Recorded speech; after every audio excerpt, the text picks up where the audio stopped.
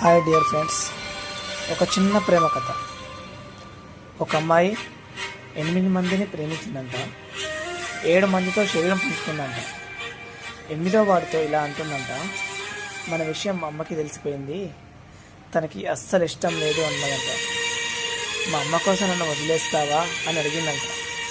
అప్పుడు అబ్బాయి అన్నాడంట కదా, 7 మందితో శరీరం పంచుకున్నప్పుడు మీ అమ్మకి ఇష్టమేనా అని అడిగాడంట.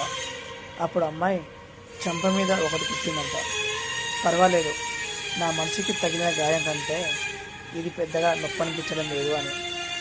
ఒక్కడే చెత్త గుర్తుపెట్టుకోండి, ఇదే తప్పు మీ అమ్మ చేసి ఉంటే, ఇదే విషయం నీ ఫ్రెండ్స్ నీ ముందు చెప్పి ఉంటే నీకు ఎలా ఉండేది అడిగినప్పుడు ఆ అమ్మాయి కండ నుంచే నీళ్ళు వస్తున్నాయంట.